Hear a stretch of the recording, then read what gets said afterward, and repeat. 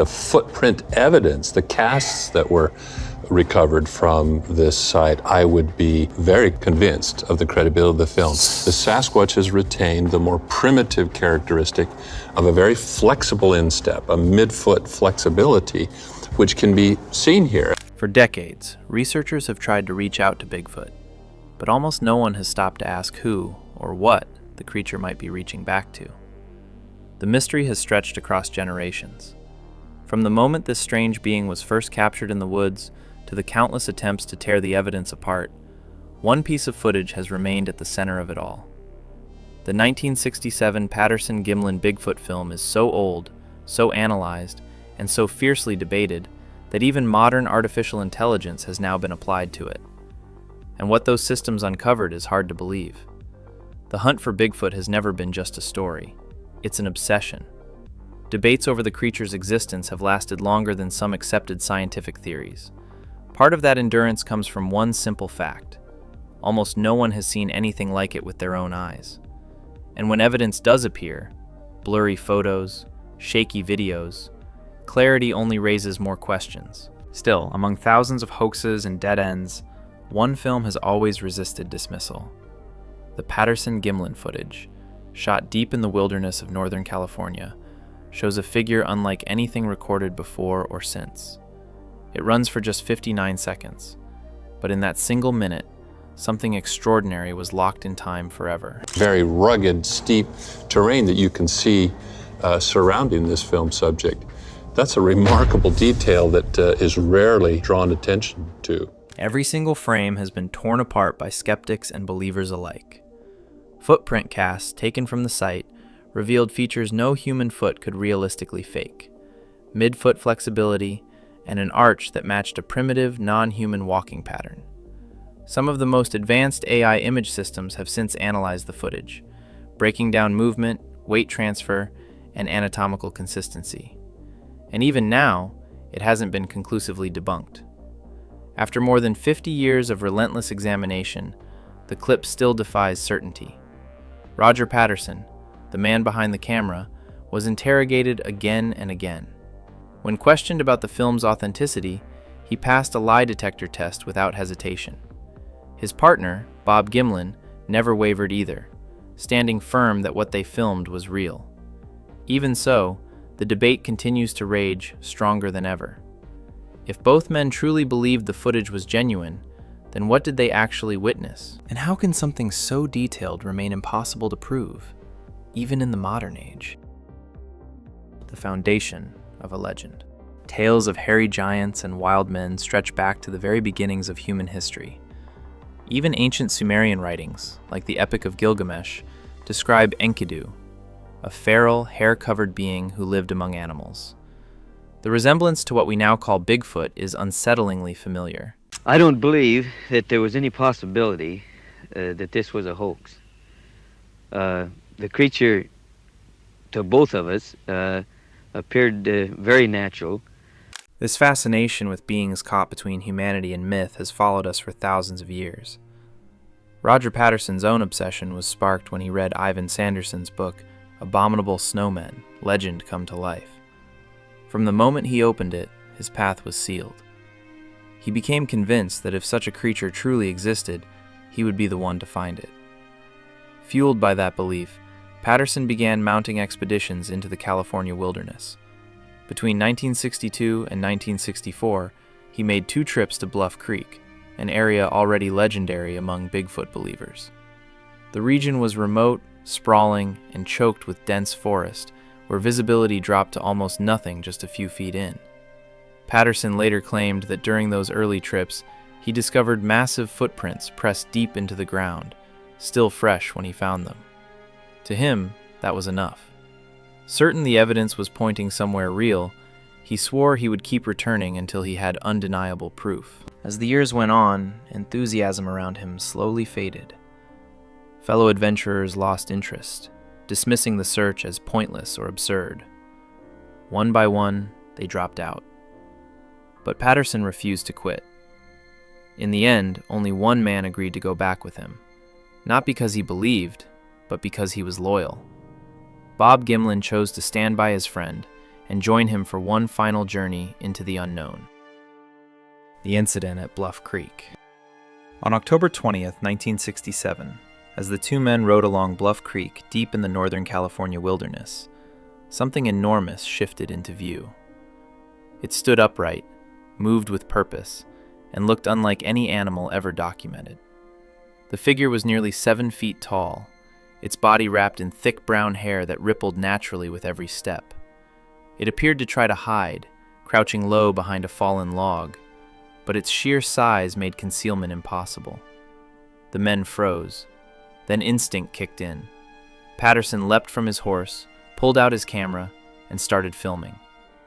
The being they captured would later be known by a simple name, Patty. Later analysis suggested the figure may have been female, with the shape of the chest and the build of the upper torso showing traits inconsistent with any known primate. Patterson filmed as steadily as he could while Gimlin stood guard.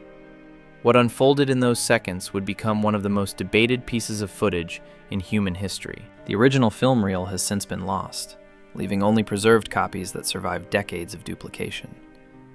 Even so, what remains still demands attention. The footage shows the creature moving calmly across a clearing before slipping back into the forest. Then the film cuts off abruptly, as if the moment itself refused to be recorded any further. Gimlin wanted to pursue it, but Patterson stopped him. He was unarmed and afraid. What if there were more of them nearby? What if it wasn't alone? They chose to stay exactly where they were. That was the last time the creature was ever seen.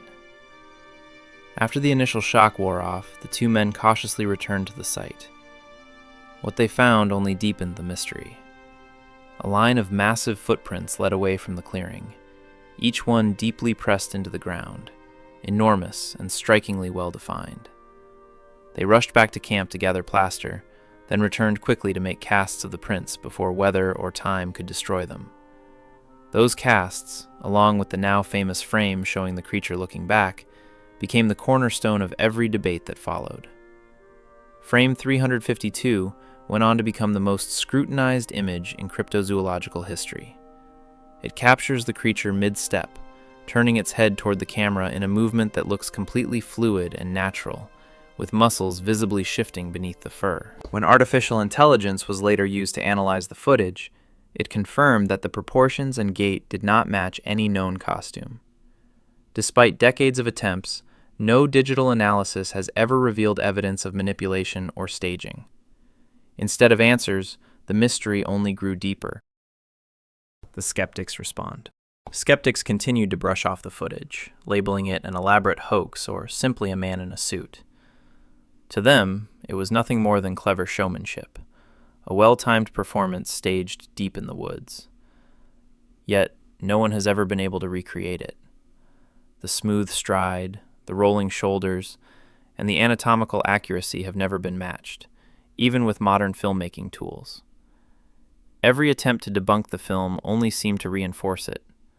Patterson never backed down, and Gimlin stood by him without question.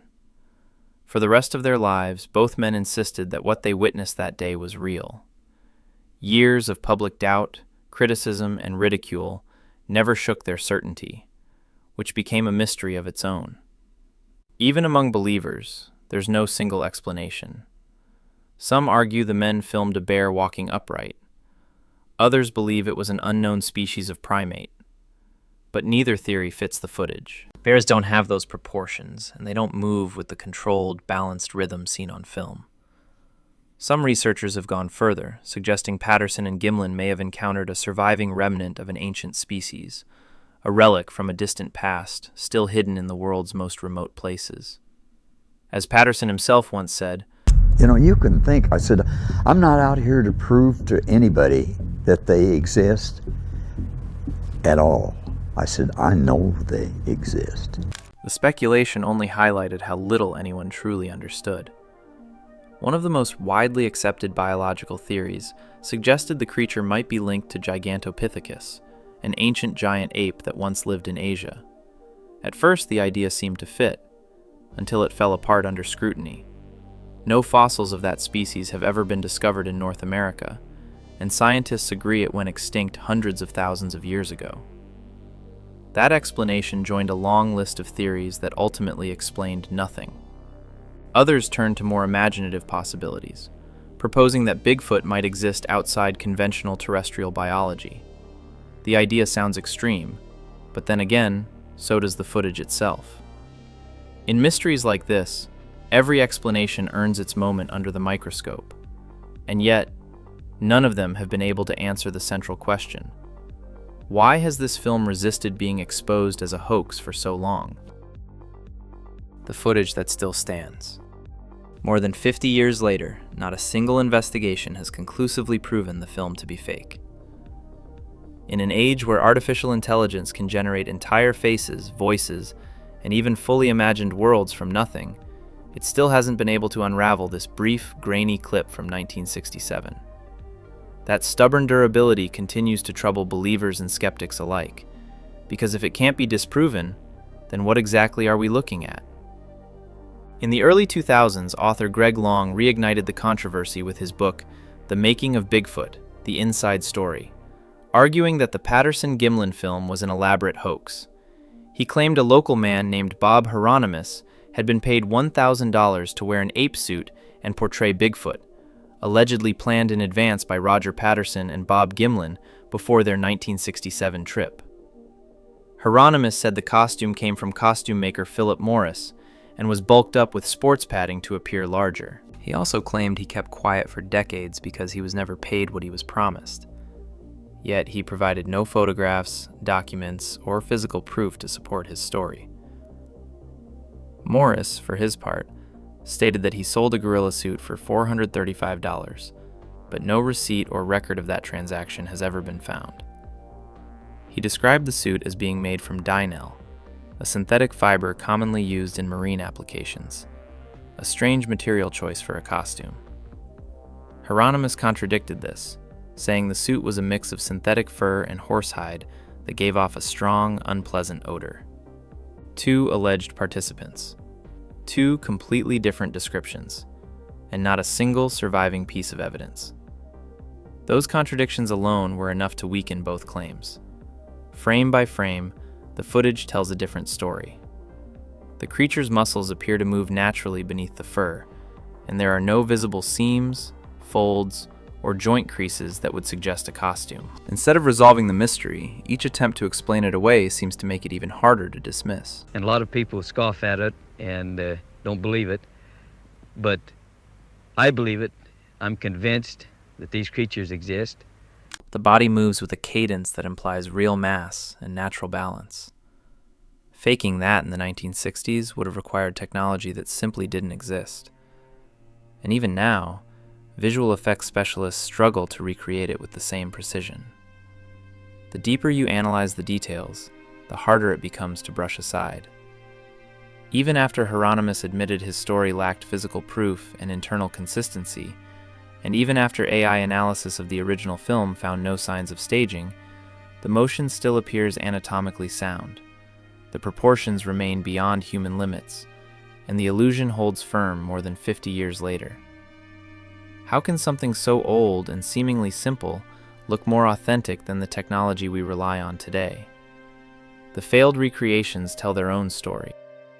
The replication failures. Over the years, countless attempts have been made to recreate the figure seen in the Patterson-Gimlin footage. Costume designers, special effects experts, and filmmakers have all tried to match the movement, anatomy, and realism. None have come close. Even when using materials claimed to be identical, the results always felt fake. Modern suits bunch at the joints, fur behaves unnaturally, and the illusion collapses the moment the subject starts moving. Even Philip Morris, the man who said he made the original suit, attempted to rebuild it years later. That reconstruction failed outright. Folds around the arms and legs were impossible to conceal. The material sagged where it should have flexed. Instead of appearing alive, it looked exactly like what it was, a costume. If that really was what he sold to Patterson and Gimlin, then why could he never recreate it? Why did it never match the original in proportion, structure, or fluid motion? When artificial intelligence was finally turned on the Patterson-Gimlin film, Many expected it to uncover the trick. It didn't. Instead, the results deepened the mystery. AI became the film's unexpected defender. The same technology capable of generating convincing human faces from nothing failed to dismantle a decades-old strip of celluloid. That outcome left scientists and skeptics deeply unsettled. The creature's physical structure continues to defy explanation. Its arms are unusually long, nearly matching the length of its legs, proportions that fall well outside normal human range. When critics suggested padding or prosthetics, detailed digital analysis rejected the idea. There are no empty spaces, no stiff zones, no compression where foam or inserts would sit. The longer the footage is studied, the more it appears unaltered. Even with modern biomechanics and 3D motion analysis, no human performer has managed to replicate the same rhythm or symmetry. The coordination between torso and limbs aligns far more closely with known primate locomotion than with human movement. This realization has unsettled many who once dismissed the film as a simple hoax. Perhaps the most astonishing aspect isn't what technology has revealed, but what it has failed to explain. The subject displays a primitive trait rarely seen in humans: midfoot flexibility. As the supporting heel lifts, it moves independently of the rest of the foot, a feature consistent with non-human primates. Despite massive advances in artificial intelligence, computer vision, and visual effects, no system has exposed a flaw in the Patterson-Gimlin film. Synthetic recreations built with deep learning come close, but they always feel off. Even today's most expensive cinematic creatures can't replicate the natural dynamics captured in those original frames. Morris and the costume theory.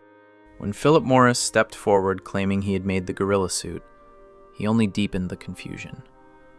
His assertion that the costume was constructed from a synthetic nylon used for marine reinforcement sounded unlikely, especially when compared to Heironimus's description of animal hide mixed with synthetic fur. The two stories contradicted each other so completely that they weakened both accounts. For researchers applying AI modeling to test these claims, the problem became obvious almost immediately. The materials described didn't match what appeared on film. A nylon-based fabric would reflect sunlight in a distinct way, creating visible glare patterns. None appeared in the footage. Instead, the hair absorbed light, behaving like natural fur rather than synthetic fiber. Once again, the film refused to fit any explanation. Analysis found no evidence of compositing, editing, or fabrication, yet it still couldn't determine what the subject actually was, and that became the most unsettling realization of all. The more precisely the data was measured, the less it aligned with any known biological standard. What had once been dismissed as fantasy had evolved into a genuine case study of something science could not yet categorize. More than 50 years after it was filmed, the debate shows no sign of fading. Skeptics continue to argue that every anomaly must have a mundane cause, while believers counter that the absence of proof against it is evidence in itself. The Patterson-Gimlin film remains suspended between belief and disbelief, balanced at the intersection of technological scrutiny and human wonder. The ongoing mystery of what's real. When examined through modern forensic tools, every single frame of the film becomes an argument on its own. AI terrain mapping has traced the landscape shown in the footage and confirmed it aligns precisely with the real geography of Bluff Creek. No constructed set or artificial backdrop could achieve that level of accuracy. With each new layer of analysis, the credibility of what remains only grows stronger. Still, authenticity doesn't mean understanding. The question that continues to haunt investigators isn't whether the film itself is genuine, but whether what it captured truly exists. For Patterson and Gimlin, belief came at a price. They were mocked, doubted, and accused of deception. Patterson died convinced he had filmed a truth the world refused to accept. Gimlin carried the account forward, repeating it year after year with unwavering consistency, yet little to gain. Neither man ever profited from the film's notoriety. Instead, they became woven into its legacy, living symbols of the thin line that separates discovery from delusion. Well, the guys that I worked with, they believed in me and stuff, but the other folks didn't. You know, they just said, Even the breakthroughs of AI analysis couldn't change that. Technology may have removed layers of human error, but it hasn't eliminated human doubt. The story of Bigfoot reaches far beyond a single strip of film. Ancient myths, scattered encounters, and modern investigations all weave together into a narrative that refuses to fade. The Patterson-Gimlin footage is simply the most enduring symbol of that obsession. The figure captured in those frames has become an icon of uncertainty, a reminder that some mysteries resist resolution. Artificial intelligence can now rebuild faces from DNA, simulate long-extinct creatures, and calculate probabilities once thought unreachable. And yet, it still cannot tell us what walked through Bluff Creek on that autumn afternoon in 1967. The shadow remains, always just beyond the edge of certainty. The things AI couldn't explain. When the film was processed through high-resolution frame interpolation and machine learning analysis, every trace of motion was broken down. Algorithms tracked the creature's center of mass, the swing of its limbs, and the articulation of its joints. Everything matched the rules of physical reality. But AI could not interpret intent. It couldn't sense awareness or fear, and it couldn't answer the oldest question of all. What was staring back at the camera in that single glance? Every analysis reaches the same conclusion: uncertainty. Whether you see a man in a suit or a surviving relic of evolution depends as much on the viewer as it does on the footage itself. AI has stripped away the noise, but not the mystery. What remains is movement too natural to fake, muscles contracting with unsettling precision, and proportions beyond normal human design. Still, the answer hangs in limbo, neither proven nor disproven. After all the data, all the scrutiny, and all the reanalysis, artificial intelligence delivered a verdict that is both powerful and deeply unsatisfying. The feet are properly designed for carrying that kind of body weight, and that doesn't make any sense unless you've got a body of that size. And Patterson could not have faked any of this stuff. I talked to him about some of the things I saw, and he didn't even understand what I was talking about. The film presents a real, physical subject moving through its surroundings with consistency and natural flow. No signs of digital trickery or physical manipulation were ever detected. In the simplest terms, AI found nothing fake. But it also couldn't identify what the subject was. In an era where machines can fabricate the impossible, their inability to fabricate this truth is what gives it weight. The Patterson-Gimlin film has become more than an artifact. It's a reminder that even the most advanced systems can still be humbled by mystery. Today, Bluff Creek is quieter than ever. The forest has reclaimed the ground where two men once stood and filmed something that continues to divide the world. The plaster casts remain, the frames endure, and the questions persist.